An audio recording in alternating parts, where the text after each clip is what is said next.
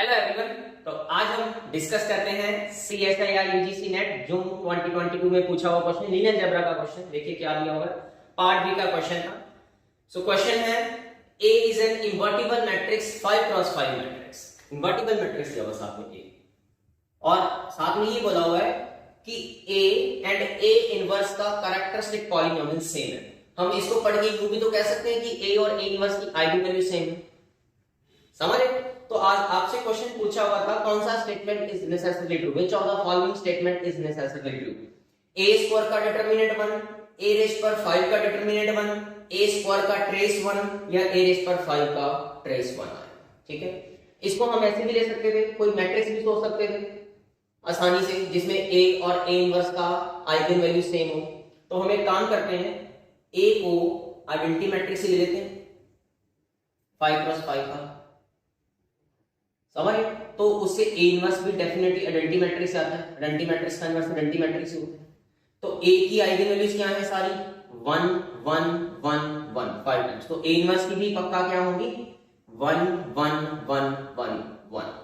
तो इससे आपका ऑप्शंस देखते हैं कौन सा कट होगा या कौन सा टिक हो सकता है। पहले कट करेंगे हम, जो मैच नहीं करेगा। सो A स्क्वायर का डिटरमिनेंट 1 आएगा। देखो A अगर आइडेंटिटी है तो A स्क्वायर आइडेंटिटी आएगा, तो उसका डिटरमिनेंट 1 आ रहा है। समझ?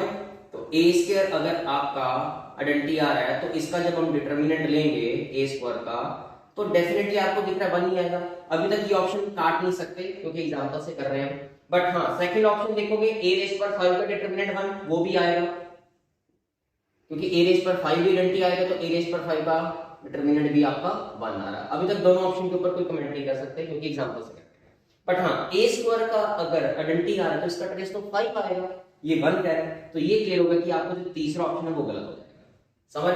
और फोर्थ ऑप्शन a रेज़ पर 5 आइडेंटिटी आ रहा है, उसका ट्रेस 5 आएगा, जबकि यहाँ 1 बोल रहे हैं, तो फोर्थ ऑप्शन क्या? मतलब ये एग्जांपल लेने से हमारे दो ऑप्शन गलत हो गए।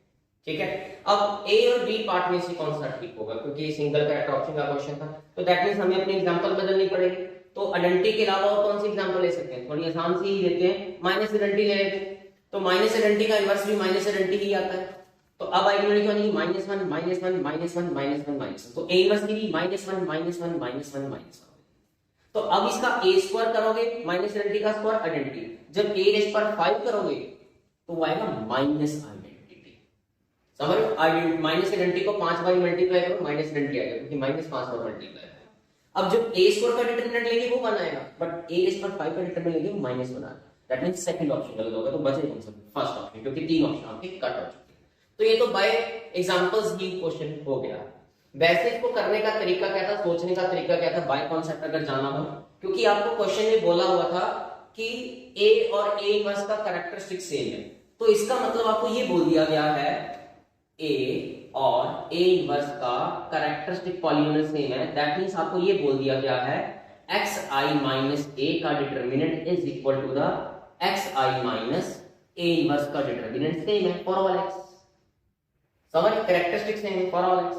तो आप इसमें x को 0 पुट कर दो फॉर ऑल x, तो क्या आएगा? Determinant of minus a is equal to determinant of minus of a inverse. समझ रहे? अब माइनस कैसे बाहर निकलता है? -1 की पावर जितना ऑर्डर होता है, तो क्या बनेगा? माइनस डिटरमिनेंट ऑफ a, -1 की पावर 5 -1 होगा, यहां से -1 निकलेगा तो minus determinant of a inverse. समझ आए?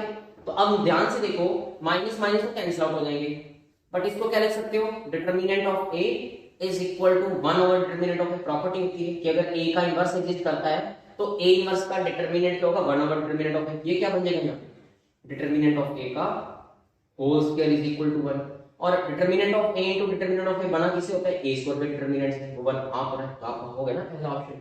तो ये था पूरा कॉन्सेप्ट इसको प्रूव करने। सो आई होप ये क्वेश्चन आपको बहुत अच्छे से क्लियर हो गया। Okay, thank you very much.